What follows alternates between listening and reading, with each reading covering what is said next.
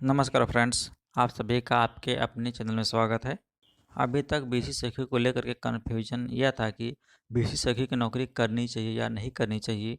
जो लोग पा गए थे उनको कन्फ्यूजन था कि हम करें या ना करें, कितनी सैलरी मिलेगी और कब तक मिलेगी और अर्निंग कितनी होगी। ये तमाम तरह के क्वेश्चन उनके माइंड में रन कर रहे थे। और जो लोग नहीं पाए थे उनको भी कन्फ्यूजन था कि हम कैसे पाएँ, हम किस हिसाब से पा जाएँ, हमारी भी अर्निंग हो, हम भी पा जाएँ, हम भी जॉब करें। तो इस तरह से वो भी परेशान थे।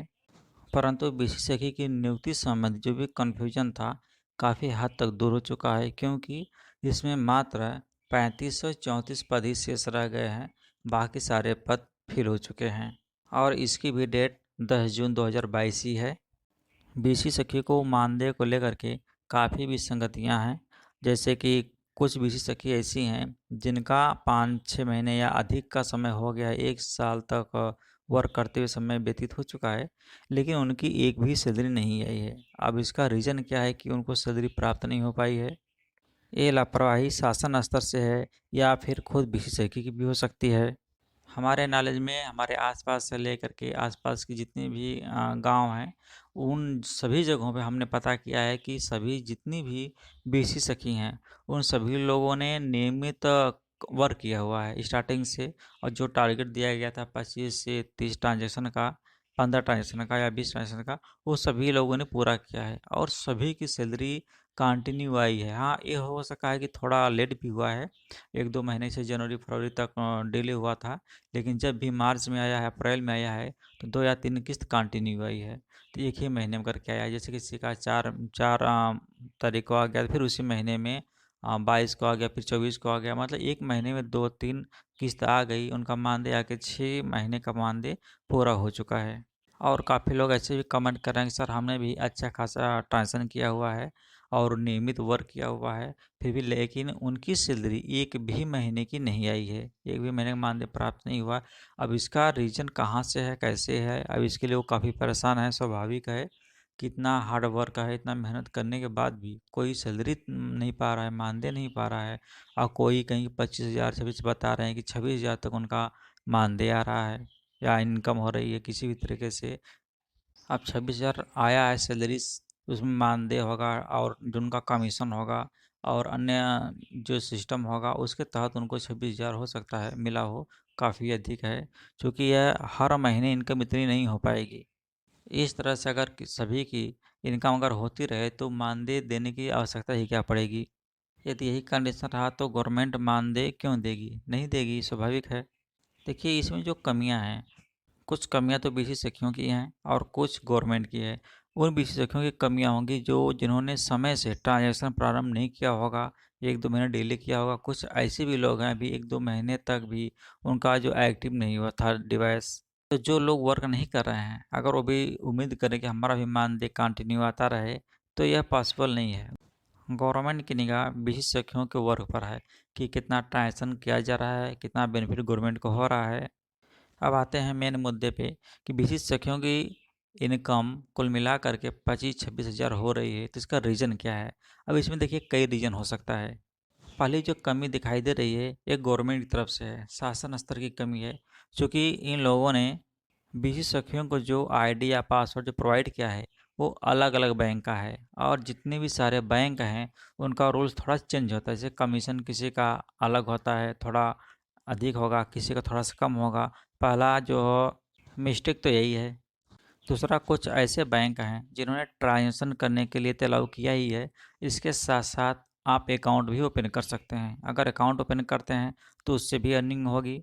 इसके बाद और लोनिंग करवाते हैं तो उससे भी अर्निंग होगी।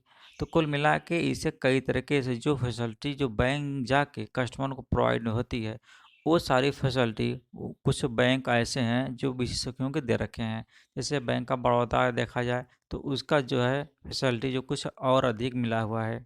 अगर पे नियर बाय का देखा जाए तो जैसे हम लोग पे नियर बाय का है, तो पे नियर बाय में सिर्फ आपको ट्रांजैक्शन करने की ही फैसिलिटी है, अकाउंट ओपन नहीं कर सकते हैं। अगर हमारे हम लोगों के यहाँ कस्टमर आते हैं अकाउंट ओपन करने के लिए तो आप नहीं कर सकते हैं। आप उनको सीधे बैंक भेजिए कि वहाँ जाके अकाउंट ओपन करा लीजिए, यही करना पड़ता है। या फिर आप अकाउंट खोलने के लिए कुछ और ऑप्शन ऑप्शन रख सकते हैं। तो जितने भी पे नियर बाय जो यूज़ कर रहे हैं वो लोग सिर्फ यही कर सकते हैं। इसके बाद अभी हाल ही में पैन कार्ड के लिए आदेश हुआ है। आप पैन कार्ड मतलब एथराइज हुआ कि आप कर सकते हैं। उसके लिए 299 का आपको एक्टिवेट करना पड़ेगा। तो आप मात्र एक रास्ते से जा कर के सिर्फ ट्रांजेक्शन के माध्यम से ही 25-26 हज़ार अर्निंग करना बहुत ही मुश्किल काम होगा और हार्ड वर्क होगा, कर सकते हैं। अगर कोई बैंक सारी फैसिलिटी प्रोवाइड कर रही है आपको, बैंक अकाउंट से लेकर के खोलने से लेकर के आपको लोनिंग करने तक और सारी सुविधाएं प्रोवाइड कर रही है, तो आपका अर्निंग जो होगी, जो इनकम होगी, सब अलग अलग तरीके से हो सकती है। अगर आप 2-3 तरह से वर्क करते हैं तो आपका इनकम भी जो होगी वो डबल या ट्रिपल होगी, ये स्वाभाविक है। ये जो सारी कमियां हैं ये शासन स्तर की हैं। जितने भी बीसी सखी हैं सबको अलग अलग बैंक का सीएसपी दिया गया है। कहीं पे फिनो है, कहीं पे पेनियर बाय है, कहीं पे बैंक का बड़ौदा है, कहीं पे कुछ और बैंक होगा। तो इस तरह के सारे जो बैंक हैं उनकी जो फैसिलिटी अलग अलग प्रोवाइड की गई है, तो इसलिए जो असमानता है। तो इस तरह से जितनी भी बीसी सखी हैं उनकी इनकम भी भिन्न भिन्न तरीके से हो रही है।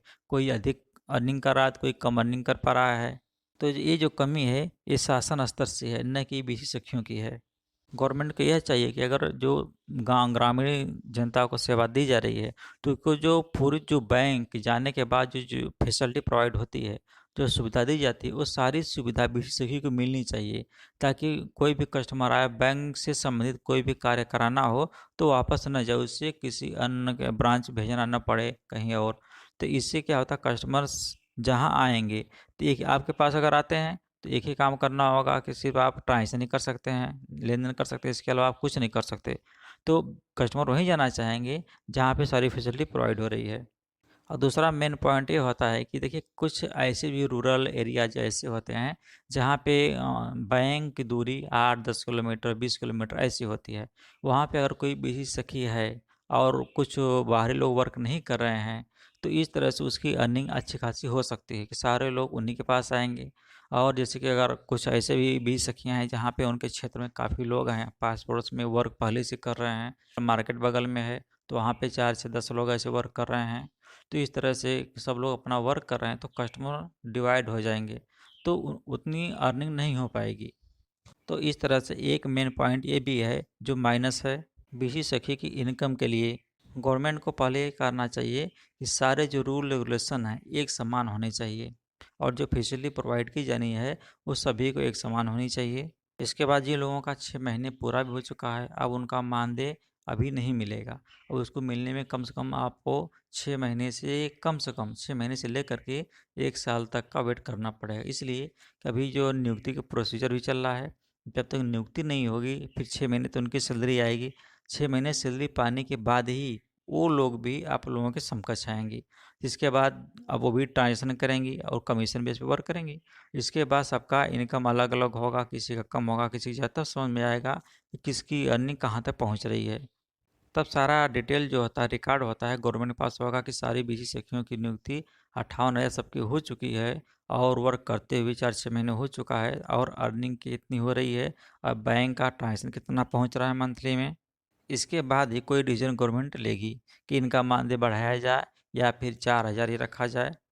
अब ये डिपेंड करता है गवर्नमेंट के ऊपर। देखिए अगर गवर्नमेंट ने बंद कर दिया है तो इसके बाद पहले हो सकता है स्टार्ट करे तो 4,000 से ही स्टार्ट करे, क्योंकि गवर्नमेंट के पास समय मिल जाएगा कि इनको बंद कर दिया गया है, तो जो स्टार्ट किया जाए तो पहले घोषणा एक कर सकते हैं कि 4,000 से ही आपको पुनः मानदेय प्रारंभ किया जाता है। तो ये हो जाएगा, फिर इसके बाद कुछ समय के बाद बढ़ाएं, साल 2 साल के बाद बढ़ा सकते हैं। तो कुल मिला के जो भी करना है गवर्नमेंट को ही करना है। इसलिए आपकी सैलरी आए तो भी ठीक है, नहीं आए तो भी ठीक है, आप कुछ नहीं, आपको वर्क करना है। आपको बिल्कुल खाली नहीं बैठना है, आप एक्टिव रहिए। आपकी आईडी बंद नहीं होनी चाहिए। अगर इसका बेनिफिट अभी नहीं मिल रहा है, मान लीजिए कि 6 महीने तक हो गया है, आपका मानदेय बंद हो गया है, तो आप भी फिर भी लगे रहिए। आपको ये बर्डन मत समझिए कि नहीं कैसे हम करेंगे, अब नहीं करेंगे, नहीं मिल रहा है, तो ऐसा कुछ नेगेटिव थिंकिंग नहीं आनी चाहिए। आप वर्क करते रहिए, कोई दिक्कत नहीं। जब भी होगा आपका प्लस ही होगा, माइनस में आप नहीं रहेंगे, इतना तो रख लीजिए। कुछ लोग ऐसे भी कमेंट कर रहे थे, क्या सर जी हम इसको जो आईडी पासवर्ड सब कुछ और डिवाइस जो मिला है सबको हम वापस कर दें? तो क्वेश्चन ये उठता है कि अगर मान लीजिए आप घर पे बैठे हैं, खाली हैं, अगर आप वापस कर भी देते हैं तो आप वापस करके क्या करेंगे? कुछ नहीं कर पाएंगे। अगर आप लगे हुए हैं, एक्टिव हैं, तो आपको उसका कहीं न कहीं कुछ बेनिफिट मिलेगा। उम्मीद करते हैं कि आपके अंदर जो कन्फ्यूजन हो रहा होगा वो दूर हो गया होगा। और वीडियो को लाइक करिए और चैनल को सब्सक्राइब करिए। धन्यवाद।